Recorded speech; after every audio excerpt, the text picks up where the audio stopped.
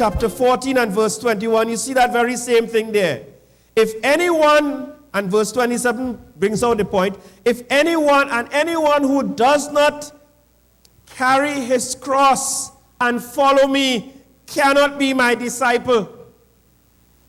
Anyone who does not carry his cross and follow me cannot be my disciple. In other words, Jesus is saying, hello, if you want to be my disciple, you've got to lay down your life to follow me. You know, we had a song that we would sing long ago in church. I have decided to follow Jesus. No turning back, no turning back. The cross before me, the world behind me. If no one go with me, I'm still going. Look around you this morning. When you came to church, some of you got saved with people who are not here today.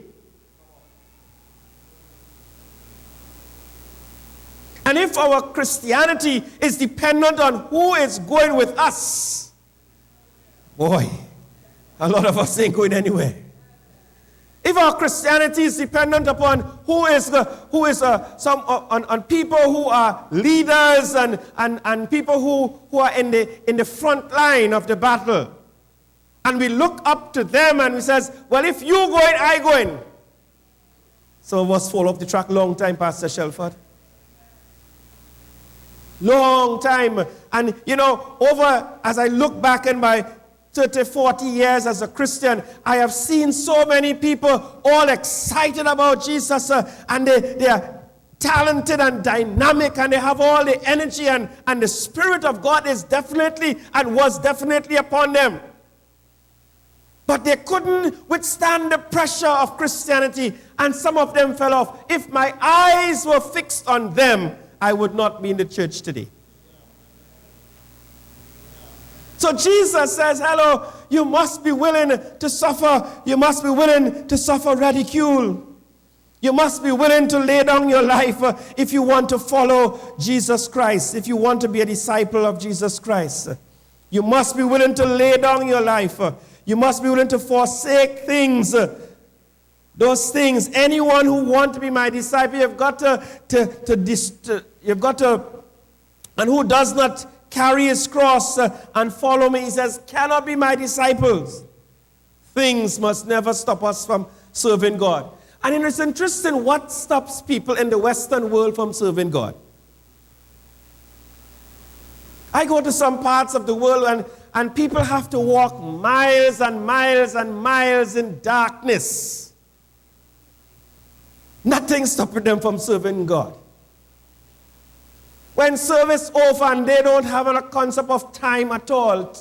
Time or service ends when it ends. But they're not bothered about that. They want to be in the house of the Lord and want to worship God. And so they're enjoying the presence of the Lord. And when service ends, 3 and 4 miles ahead of them is the home. They don't stop.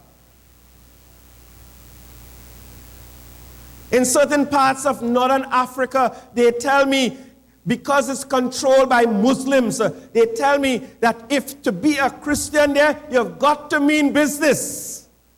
Because they will simply kill Christians just like that. In fact, there's a particular celebrations that in northern Africa, the Muslims have, and on that particular day, even though it's not legal, they do it anyhow. They look for some Christians to kill on that day.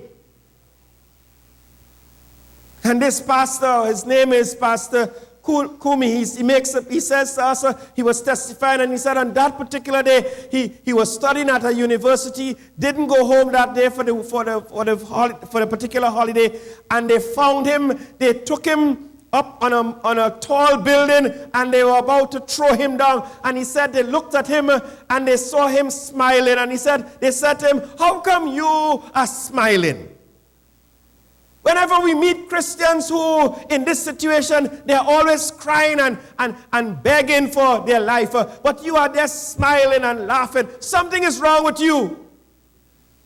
And as they were about to kill him, he said they heard an explosion. They realized that it was the police, and God delivered him out of that situation. You know many people lose their lives simply being for the name Christianity? They give up. Some of them in the early days of Pentecostalism, when some people accepted Jesus Christ, it meant that they had to leave their house.